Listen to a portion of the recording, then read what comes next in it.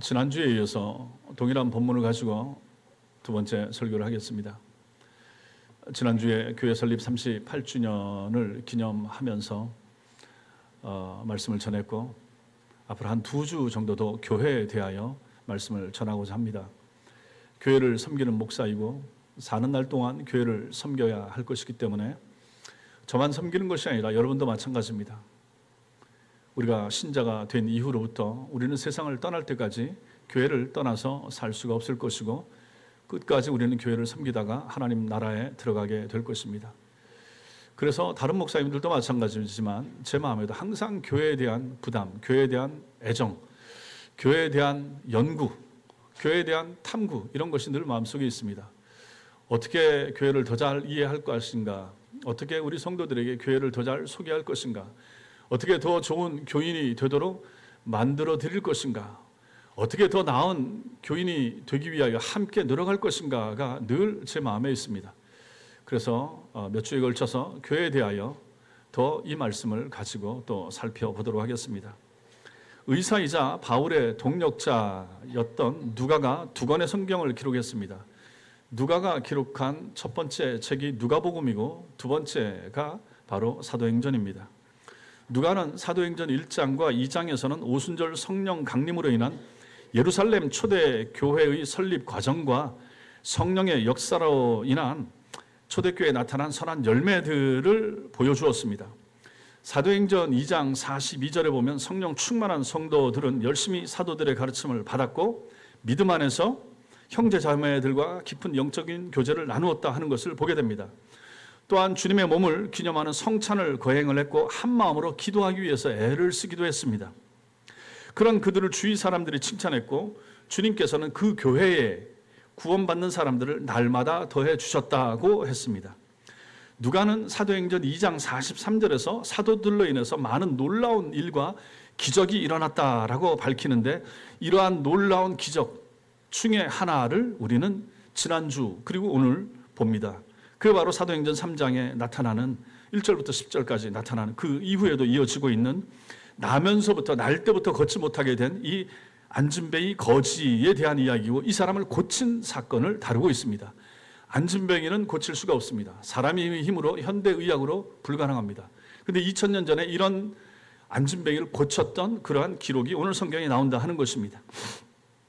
성전으로 올라가던 사도 두 사람이 안진뱅이 거지 앞에서 발걸음을 멈추어 서고 그리고 그를 주목하고 그리고 우리를 보라라고 한 이 말을 통하여 어떤 역사가 나타났는가, 이 말의 의미 그리고 그 결과를 통하여 교회가 누구인가, 교회가 무엇인가, 성도가 누구인가를 우리는 다시 이 본문 말씀 속에서 성도의 정체성, 교회의 정체성을 다시 한번 확인할 수가 있다라는 것입니다. 이 말씀을 같이 나눌 때 깨닫는 은혜가 있게 되길 바랍니다.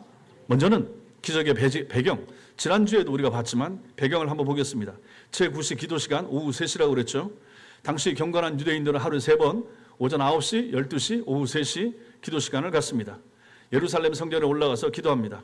베드로를 비롯한 예루살렘에 거주하는 그리스도인들은 이처럼 유대인의 좋은 전통을 버리지 않고 정한 시간에 날마다 그 시간에 올라가서 기도하는 일을 계속했죠.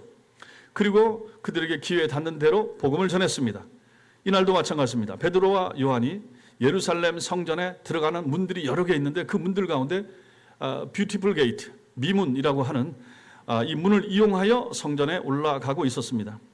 바로 그 아름다운 문 앞에는 태어날 때부터 안진뱅이인 거지, 가장 아름다운 문 앞에 가장 인생이 추하게 보이는 사람이 그 앞에 앉아 있었다 하는 것입니다. 그것은 성전 밖 이방인의 뜰에서 성전 안 첫 번째 장소인 여인의 뜰로 향하는 출입구였기 때문에 지나다니는 사람들이 가장 많은 곳이었습니다. 그곳에 이 안진뱅이가 나와 있었는데 가족인지 친구인지 알 수 없지만 누군가가 그를 아침마다 거기다 데려다 주었기 때문에 거기에 앉아서 구걸을 할 수가 있었던 것이죠. 스스로의 힘으로는 성전 안으로 들어갈 수 없었던, 날 때부터 걷지 못했던 이 사람은 태어난 이래 40년 동안 성전 미문 안을 통과하여 성전 안에 한 번도 들어가 본 적이 없습니다. 누구도 이 사람에게 너도 들어가서 예배해야지 말하는 사람이 없었다 하는 것입니다. 너도 먹고 살아야지. 그래서 이 사람을 데려다가 성전 미문 앞에 앉혀놓고 구걸해서 거기서 얻은 소득을 가지고 하루하루 먹고 살게는 해줬어도 그 이상 이 사람을 위해서 해주는 사람은 아무것도 없었고 누구도 없었다라고 하는 것입니다. 그런데 오늘 본문 8절에 보면 이 불쌍한 안진뱅이의 삶에 놀라운 일이 일어났다, 대반전이 일어났다 하는 것을 보여줍니다. 40년간 단 한 번도 일어서 본 적이 없던 그에게 일어난 것은 물론이고, 이 사람이 뭘 하는가, 고침을 받고 나니까 하나님을 찬미하고 성전 안으로 뛰어 들어갔다, 이렇게 표현하고 있습니다. 어떻게 이런 일이 가능했겠는가?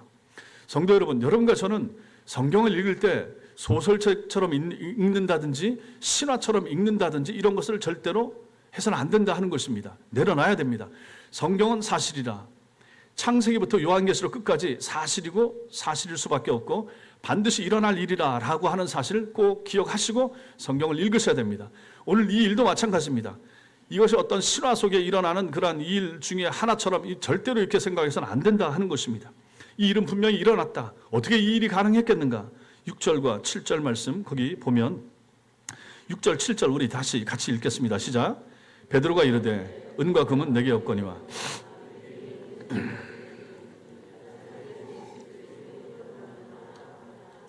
오른손을 잡아 일으키니 발과 발목이 곧 힘을 얻고. 안진뱅이에게 이런 놀라운 일이 가능했던 것은 베드로가 그리고 요한이 예수 그리스도의 이름으로 그를 치유해 주었기 때문에 이 일이 가능했습니다. 정확하게 말하면 예수 그리스도께서 베드로를 통하여 도구 삼아 당신의 생명과 능력으로 그를 친히 일으켜 주셨기 때문에 이 일이 가능했다라고 하는 것입니다. 우리는 성경을 보면서 항상 사람을 보지만 사람 너머에 그 뒤에 역사하시는 분을 볼 수 있어야 됩니다. 그 눈이 열려야 됩니다. 그분이 누구신가? 예수님이십니다. 예수께서 이 일을 하신다라고 하는 거죠. 베드로와 요한이 이 사람을 일으켜 세운 것 같지만 실제로 누가 했습니까? 예수께서 이 두 사람을 사용해서 했다라고 하는 것입니다. 따라서 그가 미문을 지나서, 이 안진뱅이가 미문을 지나서 성전 안으로 들어갔다라고 하는 것은 단순히 미문과 성전이라고 하는 어떤 건축물을 통과했다라고 하는 말이 아니라 예수 그리스도 안에서 이 사람의 인생길에 아름다운 삶의 문이 새로 열렸다, 우리는 이렇게 봐야 된다 하는 것입니다. 그렇지 않겠습니까? 맨 40년 동안을 앉아있던 이 사람이 일어나서 걷게 됐으니, 뛸 수 있었으니, 그래서 자기가 구걸하기에 가장 적합한 장소로서 앉아있던 미문 앞에서 일어나서 미문을 통과하여 성전 앞에까지 갈 수 있었으니 이 인생이 얼마나 놀랍게 변한 것입니까? 이게 바로 인생 역전 아니겠습니까? 그래서 우리는 이 내용의 구체적인 의미를 하나하나 살펴보고자 하는 것입니다. 두 번째로, 그럼 이 일에 있어서 어떤 일이 일어났는가? 두 번째가 바로 사도들이 멈췄다라고 하는 것입니다. 3절에 베드로와 요한이 성전에 들어가는 것을 보고 그 안진뱅이가 3절 보시면 그가 베드로와 요한이 성전에 들어가려 함을 보고 구걸하거늘, 한 푼 주세요, 이렇게 구걸하고 있는 데서 이 일이 시작됐습니다. 안진뱅이는 지나가는 사람들이, 지금 자기 앞을 지나가고 있는 사람이 베드로와 요한이었기 때문에 구걸한 것은 아니었을 것입니다. 그 거지는 베드로와 요한이라고 하는 사실을 몰랐을 가능성이 더 많습니다. 알았을 수도 있지만 몰랐을 수도 있습니다. 이 안진뱅이 입장에서는 그거 전혀 중요하지 않은 거죠. 뭐가 중요합니까? 누구라도 자기한테 한 푼을 더 주는 사람, 더 많이 주면 그게 최고인 거죠. 그런 단지 기계적으로 자기 앞을 지나는 사람들에게 늘 구걸해 왔던 것입니다. 그 사람이 누구든지 간에 상관이 없습니다. 오랜 세월 동안 그의 앞을 지나갔을 사람들 중에 대다수는 이 사람을 외면했을 것입니다. 여러분과 저도 그런 경험이 있지 않습니까? 지금 뭐 잘 없지만 어디 역이나 아니면 신도림이라든지 어디 역 가면 지금도 이제 그렇게 몸 안 좋으신 분들은 계시고, 광장이라든지 입구에 같은 데 앉아 있기도 하고, 서울역 같은 데도 마찬가지고 여전히 구걸을 하는 사람들은 있고, 또 장애 입으신 분들이 음악 틀어놓고 그걸 하기도 합니다. 많은 사람들이 그냥 지나가고 그 중에 일부가 이제 주머니에서 지폐라든지 꺼내서 그걸 하는 사람에게 도움을 주기도 하죠. 여기 이 사람도 마찬가지입니다. 2000년 전에 이 거지 입장에서도 마찬가지였다 하는 것입니다. 많은 사람들이 그렇게 지나다녔는데 그날 베드로와 요한은 달랐습니다. 여러분 한번 생각을 해보십시오. 베드로와 요한이 이날만 올라간 거 아니었습니다. 이미 이전에도 여러 번 계속해서 이 일을 했었습니다. 그런데 사도행전 3장에서는 지금 이 일을 기록을 하고 있는 거죠. 왜 그랬습니까? 2장과 연결해서 봤을 때 성령을 받고 난 사람의 눈이 열린 거죠. 성령을 받고 난 하나님의 사람의 눈이 열려서 이제는 그냥 지나가고 어쩌면 한 푼 줬을 수도 있고 주지 않고 지나갔던 경우가 더 많을 수도 있고 그랬던 베드로와 이 요한도 이날은 달랐다라고 하는 것입니다. 이 사람들이 탁월해서가 아니라 이 사람 속에 뭔가가 있었던 것이죠. 이 사람 속에 뭐가 있었습니까? 성령이 오셨죠. 성령이 오셔서 역사하심으로 말미암아 이 두 사람뿐만 아니라 12사도와 나머지 성령 받은 하나님의 사람들이 다 변화되지 않았습니까? 이 두 사도도 마찬가지였던 것입니다. 늘 지나다니던 길에 있었던 저 안준뱅이 거지, 지나다니는 사람들은 저 사람 누군지 압니다. 거지는 지나다니는 사람 다 기억하지도 못하고 알 필요도 없죠. 그런데 그 거지는 늘 그 자리에 있었으니까. 그런데 그날따라 베드로와 요한이 이 사람을 다시 보기 시작한 것입니다. 그리고 놀라운 일이 일어났던 거죠. 4절을 같이 읽겠습니다. 4절 시작. 베드로가 요한과 더불어 주목하여 이르되 우리를 보라 하니. 이 전에도 이렇게 많이 다녔다 하니까요. 근데 여태까지는 이런 말을 한 적이 없어요. 멈춰 선 적이 없었을 수 있습니다. 근데 이날은 달랐습니다. 베드로와 요한은 안전뱅이 거린의 이 무의미한 단지 습관적인 구걸 행위를 이날은 그냥 지나치지 않았습니다. 그들은 안전뱅이 거린을 보고 그 앞에서 걸음을 멈추었습니다. 그리고 예수 그리스도의 이름으로 그에게 손을 내밀어서 그를 일으키는 일이 일어났습니다. 여기서 첫 번째 일어나는 일이 무엇입니까? 베드로와 요한이 거린 앞에 멈추었을 때 그 뒤에 나타나는 기적이 발생하더라 하는 것입니다. 이 두 사람이 안진뱅이 앞에서 멈추지 않고 그냥 올라가서 성전으로 들어갔던들 40년을 앉아서만 살아왔고 앞으로 남은 인생도 역시 똑같이 앉아서만 살아가야 했을 이 불쌍한 거지가 일어서고 걷고 뛰는 기적의 역사는 일어나지 않았을 것입니다. 중요한 것은 무엇입니까? 멈추는 것입니다. 이처럼 생명의 역사는 멈추는 것에서 시작되더라 하는 것입니다. 사랑이 무엇입니까? 사랑은 멈춤입니다. 멈춤. 아이가 울면 어떻게 합니까? 엄마가 하던 모든 것을 멈추고 아이를 향하게 됩니다. 사랑하니까, 아이의 소리가 들리니까 내가 가장 급한 것이 있었어도 아이가 먼저입니다. 멈추고 내려놓고 아이를 보게 되는 거죠. 사랑하면 멈추는 것입니다. 하나님의 이름이 무엇입니까? 하나님은 사랑이십니다. 하나님은 사랑이시라. 그 하나님의 사랑이 가장 잘 드러난 사건, 그게 뭡니까? 예수님 탄생입니다. 예수님이 이 땅에 오시는 것이죠. 마태복음 1장 23절에 보면 이 땅에 오신 예수님을 가리켜서 별명을 붙였습니다. 뭡니까? 임마누엘, 하나님이 우리와 함께 계시다. 임마누엘은 하나님께서 우리와 함께 계시는 사건입니다.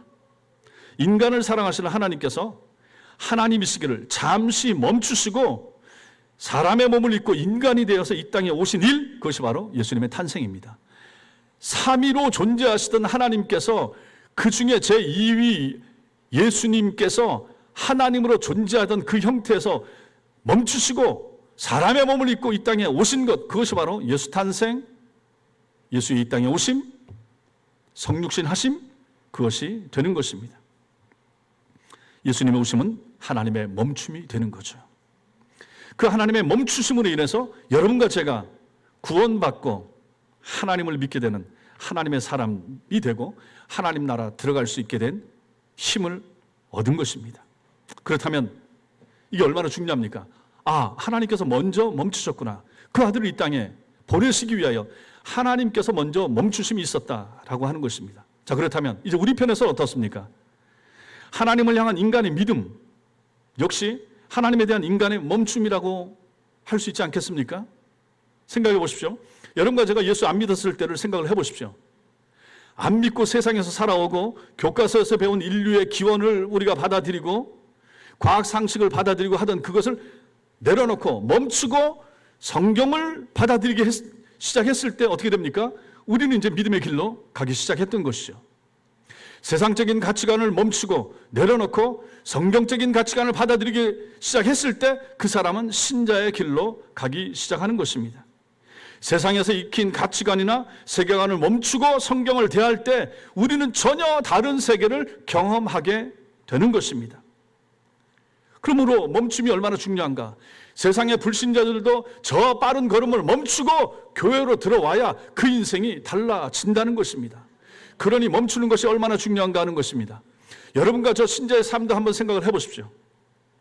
우리도 멈춰야 되지 않겠습니까? 평소에 하던 일을 멈추고 평소에 만나던 사람을 만나지 않고 일요일날 주일날 교회로 와야 그 사람이 신자가 되고 그 사람이 안식일을 기억하여 거룩하게 지키는 신자가 되는 거 아니겠습니까? 일주일 내내 하는 것을 멈추지 않고 그냥 내달려버리면 주일을 그냥 통과해버리는 거예요.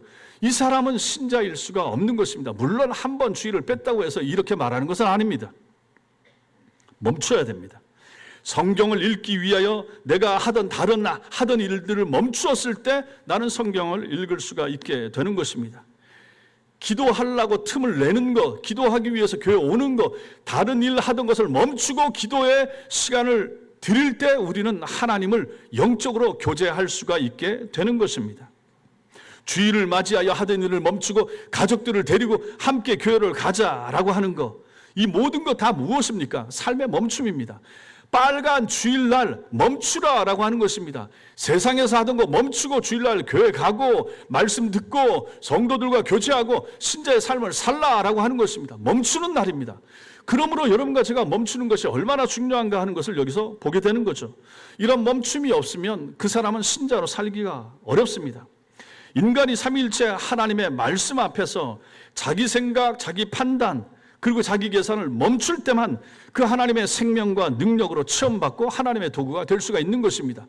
여전히 세상에서 배운 거 가지고 머리에 채우고 가슴에 채우면 이 속에 하나님의 말씀이 들어올 수가 있겠습니까? 그럴 수가 없는 거죠. 세상 것을 멈추고 하나님의 말씀을 우리 속에 집어넣고 그대로 살라고 애를 쓸 때 우리는 신자의 삶을 살 수가 있게 되는 것입니다. 그러므로 성도 여러분, 오늘 여기서 보면 이 멈춤이라는 게 얼마나 중요한가. 그렇잖아요. 늘 그냥 지나쳤잖아요. 지나치다가 그날따라 성령의 감동 가운데 베드로와 요한이 멈추어서 이 사람을 보니까 달리 보이더라 하는 얘기입니다. 똑같은 사람이에요. 늘 앉아있던 사람이에요. 늘 가난한 사람이에요. 늘 장애를 가지고 살던 사람이에요. 뭐가 달라졌습니까? 내가 달라진 거죠. 우리가 달라진 거죠. 성령 받은 내가 멈추어 서서 저 사람을 보기 시작한 내가 달라진 것입니다. 그러니 멈춤이 얼마나 중요한가 하는 것이죠. 오늘 이 말씀에서 우리가 또 하나 봐야 될 것이 무엇인가? 그것은 눈길입니다. 사도와 거린의 시선을 봐야 됩니다. 3절 보시면 그가 베드로와 요한이 성전에 들어가려 함을 보고 구걸하거늘. 성전에 들어가려는 베드로와 요한을 안진뱅이 거린이 먼저 보았습니다. 여기서 보다라는 이 동사, 영어로 to see, 보다, 특별한 의미를 두고 보는 것이 아니라 단지 자기 시야에 들어왔기 때문에 그냥 의미 없이 보는 것입니다. 그렇잖아요. 거린 입장에서 늘 지나다니는 많은 사람들 중에 보면서 저 중에 누가 돈 줄 것인가 주면 참 감사하고 그냥 보는 거죠. 기계적으로 바라본 것입니다. 그런데 이에 대한 사도들의 반응은 오늘따라 달랐다라고 하는 것입니다. 4절에 베드로가 요한과 더불어 주목하여 우리를 보라 하니 이렇게 기록합니다. 베드로와 요한은 아무 의미 없이 자신을 건성으로 쳐다보는 안진뱅이를 얼마든지 지나쳐 버릴 수 있었습니다. 그때가 하루 일과 중에 가장 몸이 피곤했을 오후 3시였음을 고려한다면 충분히 그럴 수도 있지 않겠습니까? 그런데 베드로는 그 자리에 먼저 멈추어 섰습니다. 그리고 주목했습니다. 안진뱅이를 주목했습니다. 여기 주목하다, 이거 응시하다 그런 뜻입니다. 거지는 힘없는 눈으로 베드로를 보았을 뿐인데 베드로는 오히려 힘을 주어 그를 응시했던 것입니다. 그리고 거지에게 말합니다. 우리를 보라. Look at us. 우리를 보라. 여기 보라, 주목하다, 주목하라 그런 뜻입니다. 건성으로 자신을 쳐다보는 거지에게 건성으로 보지 말고 날 좀 보세요, 우리를 보세요 라고 주목할 것을 요구한 것입니다. 그러자 5절에서 그가 그들에게서 무엇을 얻을까 하여 바라보았다. 바라보거늘. 베드로의 요청에 베드로를 보는 안진뱅이의 시선이, 눈길이 이제 달라지고 있는 거죠. 눈길이 달라졌습니다. 여기서 바라보다, 이것은 온 시선을 집중시키다 그런 뜻입니다. 건성이던 안진뱅이의 이러한 시선이 이제는 온통 베드로에게 집중하여 모이고 있다 하는 것입니다. 왜 그렇게 쳐다보겠습니까? 자기를 보라고 하니까 이 사람이 뭘 좀 주려나 보다라고 하는 마음을 가지고 이제 또렷하게 보게 되겠죠. 그럴 수밖에 없는 것입니다. 안진뱅이를 응시하는 베드로의 시선과 이제는 베드로의 시선에 집중하고 있는 이 안진뱅이 시선이 어떻게 되고 있습니까? 만나고 있는 거죠. 교차되고 있는 거죠. 이 두 시선이 만나는 것입니다. 우리를 보세요 하고 베드로가 말하고 있고, 안진뱅이가 그냥 의미 없는 눈으로 보다가 이제 이 두 사람의 시선이 만나고 있다 하는 것입니다. 그때 베드로가 말하는 것이 6절입니다. 6절. 이게 이제 우리가 읽었던 말씀이 되는 거죠. 은과 금은 내게 없거니와 내게 있는 이것을 내게 주노니 나사렛 예수의 이름을 준다 하면서 일으킨다라고 하는 것입니다. 그 역사가 이제 7절에 나타나고 있는 거죠. 거지 역시 베드로의 눈을 뚫어지게 바라보면서 베드로가 내민 손을 의지하여 마침내 일어서고 말았던 것입니다. 이것이 8절 이하에 나오는 내용입니다. 나사렛 예수의 이름으로 새 생명의 역사, 새로운 육신의 기적이 일어난 것입니다. 생각해 보십시오. 거지 입장에서 자기 손 한번 잡아준 사람이 있었겠습니까? 돈이나 줬지. 우리도 그렇잖아요. 거지, 장애인, 어렵고 더럽고 하면 거기 손 닿고 싶습니까? 가까이 안 하려고 하잖아요. 그런데 베드로가 손을 내밀면서 내 손을 잡으라라고 하니 얼마나 놀랍습니까? 이런 일이 자기 인생에 한 번도 없었겠죠. 근데 그 일을 지금 여기서 경험하고 있는 것입니다. 그래서 정말 돈 주는 손이 아니라 손 내밀고 내 손 잡으세요라고 하는 베드로의 손을 잡았더니 베드로가 일으키는데 그 안진뱅이가 일어나더라 하는 것입니다. 여기서 우리는 그들의 시선에 대하여 살펴볼 필요가 있습니다. 베드로가 거린을 향해서 자신을 주목하라라고 말할 때 그것은 보잘것없는 자연인 베드로를 주목하라라고 하는 말이 아니었습니다. 비록 은과 금은 없지만 자신에게 있는 은과 금보다 더 귀한 자기 속에 살아계신 예수 그리스도를 주목하라라는 초청이 되는 것입니다. 내가 부르지만 날 보는 게 아니라 내 속에 예수가 계시고 내 속에 계신 그 예수를 보세요라고 하는 그 초청이 되는 것이죠. 그렇다면 안진뱅이 거지가 베드로에게 온 시선을 집중할 때 그의 시선이 집중한 것은 미천하게 짝이 없는 어부 출신 베드로가 아니라 베드로를 통하여 자신을 바라보시는 예수 그리스도를 본 것입니다. 베드로 속에 있는 예수님을 이 거지가 본 거예요. 결국 안진뱅이의 시선과 부딪혔던 베드로의 시선은 베드로 속에서 역사하신 예수 그리스도의 눈길, 예수 그리스도의 시선이었던 것입니다. 그렇지 않겠습니까? 이것은 일반 사람들의 눈길과는 전혀 달랐습니다. 그 시선은 안진뱅이가 평생 처음 느껴보는 생명이고 사랑이었을 것입니다. 그래서 그는 주님의 그 사랑과 생명을 굳게 붙잡았던 것입니다. 얼마나 놀랍습니까? 사람의 눈길이 이렇다라고 하는 것입니다. 성령을 받은, 성령이 내 속에 계신 그 사람이 바라보는 눈, 손길 다르더라라고 하는 것입니다. 달라야죠. 다를 수밖에 없죠. 성령 받은 사람과 성령 받기 전과 성령 받은 후가 어찌 똑같을 수 있겠습니까? 사람을 바라보는 게 달라지는 거예요.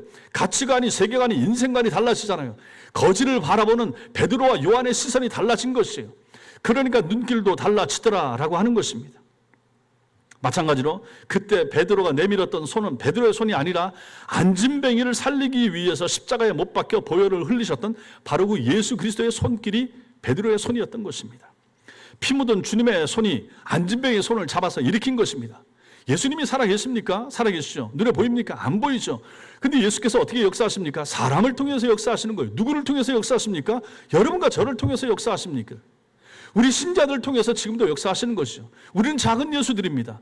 내가 하는 말, 예수께서 말씀하시는 것처럼 될 수 있어야 되지 않겠습니까? 내가 보내는 시선, 예수님의 눈길처럼 돼야 되지 않겠습니까? 내가 뻗는 손길, 주님이 뻗는 손길처럼 돼야 되지 않겠습니까? 그게 신자의 삶인 것이죠. 오늘 지금 베드로와 요한은 이렇게 했다라고 하는 것입니다. 세상에 태어나 40년 동안 단 한 번도 일어서 본 적이 없던 그가 예수 그리스도의 능력 가운데 이렇게 잡아 일으키니까 일어나더라 하는 것입니다. 더 이상 이 사람은 안진뱅이 아닙니다. 그에게 이제 새로운 인생이 펼쳐지게 됐습니다. 이 생명의 역사는 그가 눈을 들어서 주님을 향해 자신의 시선을 집중하지 않았더라면 이런 일은 일어나지 못했을 것입니다. 그냥 초점 없는 눈으로 살았다면 이런 일이 일어나지 않았을 것입니다. 그런데 베드로가 나를 보세요, 우리를 보세요라고 했을 때 그를 쳐다보고 내 손을 잡으세요라고 했을 때, 손을 내밀었을 때 이 일이 일어나더라라고 하는 것입니다. 그러니 이것이 얼마나 중요한 것입니까? 우리가 복음을 전하는 게 바로 이런 일이 되는 것입니다. 의미 없이 살아가는 사람들에게 우리를 보세요. 즉 내 속에 계신 예수를 보세요. 내 손을 잡으세요. 즉 내 손을 통해서 역사하시는 예수님의 손을 잡으세요. 그랬을 때 당신 인생이 달라집니다. 달라질 수 있습니다. 이것이 바로 우리가 전하는 복음이라고 하는 것입니다. 여기서 우리가 또 하나 놓쳐서는 안 되는 것이 있습니다. 그것은 안진뱅이 거지가 주님을 향해서 자신의 시선을 집중하기 전에 베드로 속에서 역사하시는 주님께서 먼저 안진뱅이를 보셨다라고 하는 것입니다. 주님께서는 안진뱅이를 바라보는 것으로 그치지 않고 베드로를 통해서 시선에 집중하라라고 안진뱅이를 초청을 해 주셨습니다. 주님께서 베드로를 통로로 삼으셔서 안진뱅이에게 당신의 사랑과 생명의 시선을 먼저 쏟아부어 주신 것입니다. 그렇지 않겠습니까? 여러분과 저도 마찬가지입니다. 누군가 하나님의 사람을 통하여 우리가 전도된 거 아니겠습니까? 교회 가자, 교회 가십시다. 그분이 부모님일 수도 있고, 그분이 친구일 수 있고, 우리 지인일 수도 있습니다. 그 사람은 누굽니까? 나한테 복음을 전해준, 나를 교회로 인도해준 그 사람 누굽니까? 예수님이십니다. 사람의 몸을 입고 있는 예수님이십니다. 예수의 영이 그 사람 속에 들어가 있는 거죠. 그 사람이 참 신자라면 그 사람 속에 예수가 계시고, 예수께서 그 사람의 마음을 움직여서 우리의 손을 잡고 교회로 이끌어 준 것입니다. 그러니 얼마나 감사한 것입니까? 이 일을 누가 했습니까? 예수께서 먼저 하신 것입니다.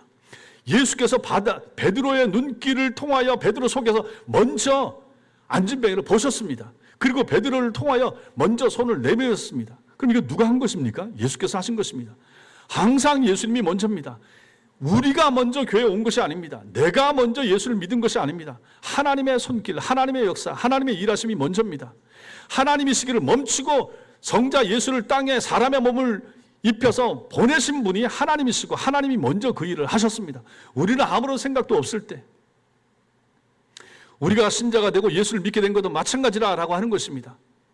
하나님이 천사를 통해서 하시는 것이 아니라 눈에 보이는 사람, 예수 믿는 사람, 예수 믿는 신자, 천성교회 교인들을 통해서 하나님께서 그 일을 하신다라고 하는 것입니다. 그렇다면 천성교회 교인은 여러분과 저는 누굽니까? 우리 속에 예수가 들어와 있는 우리는 예수의 작은 일꾼들, 주님의 사람들이라고 하는 것이죠. 우리가 하는 일은 직접적으로 주님과 연관되어 있는 것입니다. 이렇게 주님께서는 우리를 통하여 당신이 필요로 하는 사람, 불러야 될 사람들을 초청하시고 부르시는 분이시자 하는 것입니다. 주님의 찾아오심 먼저입니다. 사랑을 베푸심, 그것이 먼저입니다. 이렇게 하여 여러분과 제가 신자가 되었던 것이죠. 그러므로 믿음이란 무엇입니까? 인간을 향한 주님의 시선에 우리의 눈길을 맞추는 것입니다. 우리를 바라보시는 주님께 우리의 눈을 들어서 세상을 바라보지 않고 세상을 바라보던 눈길을 거두고 주님을 바라보게 되는 것, 이것이 바로 믿음이 생기는 길이 되는 것입니다. 눈이 맞아야 역사가 일어납니다. 삼위일체 하나님의 시선과 인간의 시선이 만나는 곳에 하나님에 의한 새 생명의 역사가 일어나는 것을 믿으시기 바랍니다. 항상 우리를 바라보십니다. 여기 앉아 계신 분들 중에 아직 마음에 확신이 없고 구원의 확신이 없는 분들 마찬가지입니다. 느껴지지 않을지 몰라도 항상 하나님은 여러분을 바라보고 계시다라고 하는 사실입니다. 예수께서는 항상 여러분을 먼저 바라보고 계십니다. 그리고 어느 순간인가 여러분이 눈길을 들어서 그 예수님의 눈과 그 하나님의 눈과 맞출 수 있기를 지금도 기다리고 계신 것이죠.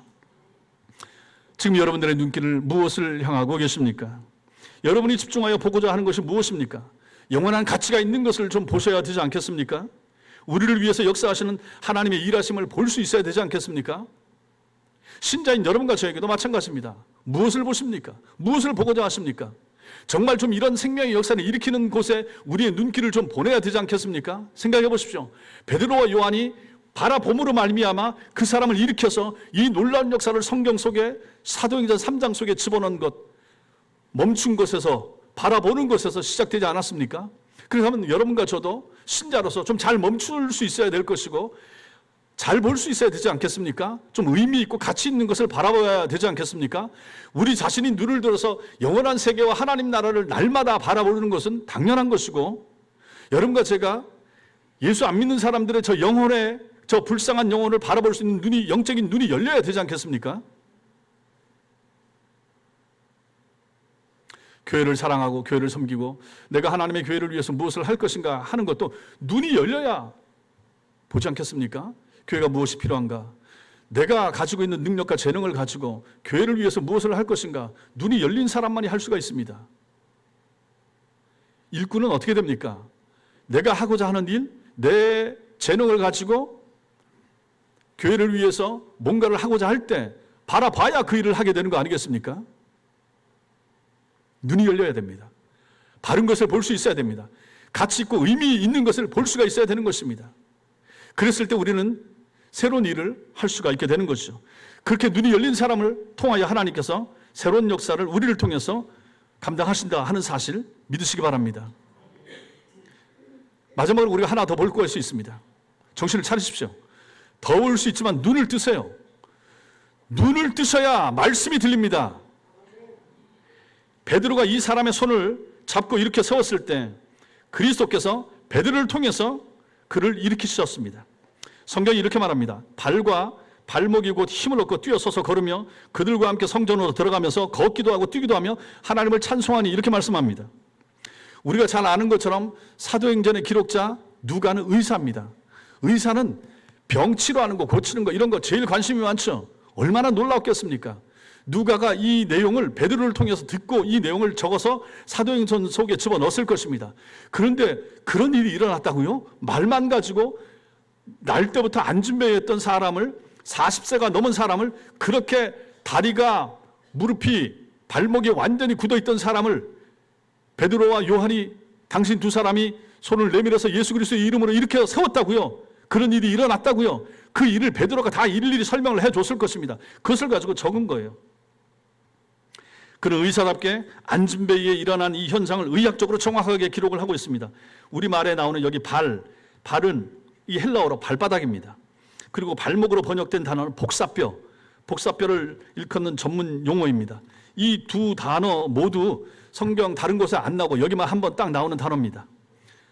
베드로가 주님의 이름으로 그에게 일어날 것을 명령하면서 이 안진뱅이의 오른손을 잡는 순간 주님의 생명과 능력이 안진뱅이의 발바닥에서부터 복사뼈를 거쳐서 위로 솟구쳐 올랐다라고 하는 사실입니다. 그래서 누가가 8절 말씀에 보면 뛰어서서 걸으며 8절에 보시면 뛰어서서 걸으며 그들과 함께 성전으로 들어가면서 걷기도 하고 뛰기도 하며 여기 앞에도 뛰어가 나오고 뒤에도 뛰기가 나오는데 다른 단어입니다. 여기 앞에 나오는 뛰다 어떤 상태로부터 튀어오르다 점핑업 이렇게 되는 것입니다. 벌쩍 뛰어 여러분 그렇잖아요. 앉아있던 자리에서 벌떡 일어난 것입니다. 뒤에 뛰는 건 이제 우리가 걷다가 뛰다가 하는 러닝을 얘기하는 것이고 여기는 스프링처럼 튀어오르는 것을 말하는 것입니다. 점핑업입니다. 주님의 생명과 능력이 안진뱅이의 발바닥에서부터 복사뼈를 거쳐서 위로 솟구침과 동시에 안진뱅이가 마치 용수철이 튀듯이 벌떡 일어났다 하는 것을 이렇게 묘사해 주고 있는 것이죠. 벌떡 일어선 그는 그 자리에서 자기 발로 걸을 수도 있었고 뛸 수도 있었습니다.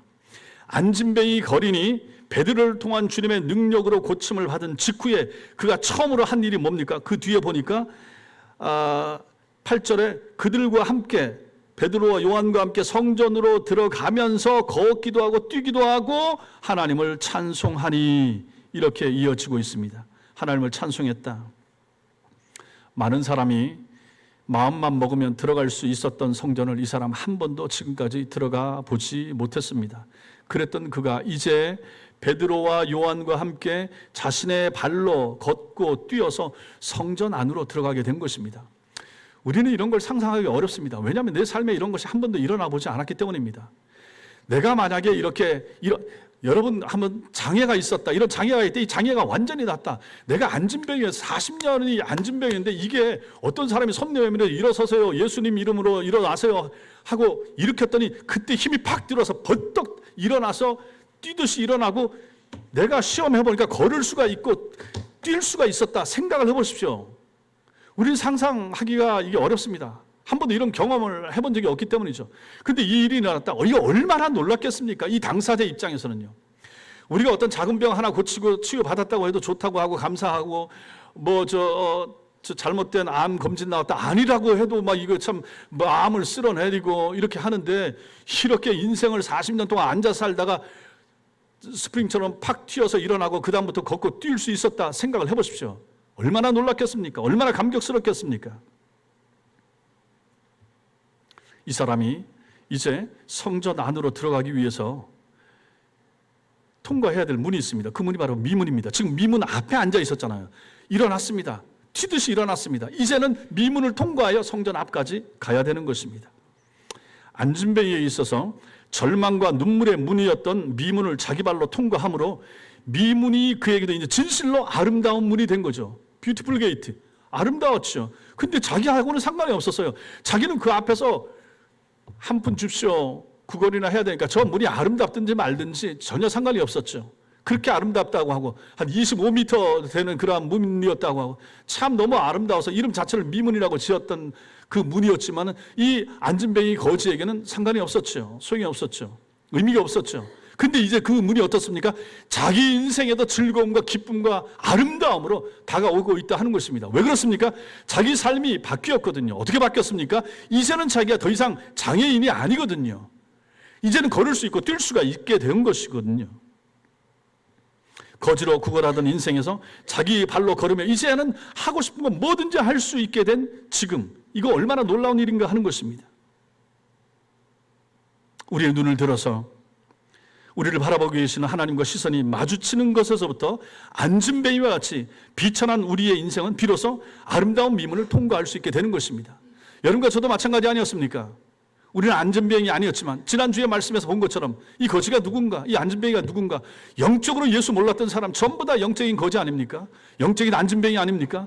그랬던 우리를 베드로 요한을 통하여, 즉 교인들을 통하여, 어느 교인들을 통하여 우리에게 복음을 전해주시고 우리를 일으켜주시고 신자 만들어주시고 여러분과 저는 이제 걷고 있습니다. 뛰고 있습니다. 노래합니다. 성전에 들어옵니다. 교회당에 들어오고 찬양대로 서고 중창대, 찬양팀 뭐든지 할 수 있습니다. 하나님의 놀라운 은혜를 입은 사람이 되지 않았습니까? 얼마나 놀랍습니까? 인생의 진정한 아름다움이 바로 거기에서부터 시작되는 것입니다. 여러분들 중에 예수가 안 믿어지는 분들 마찬가지입니다. 정말로 아름답고 복된 인생을 원하십니까? 그럼 뭘 해야 됩니까? 예수 그리스도를 만나십시오. 그분을 만나십시오. 여러분을 바라보고 있는 그분의 눈길을 의식을 하십시오. 그 눈길에 여러분의 눈을 맞추십시오. 그리고 그분과 동행을 하십시오. 그러면 전혀 새로운 인생이 열리게 될 것입니다.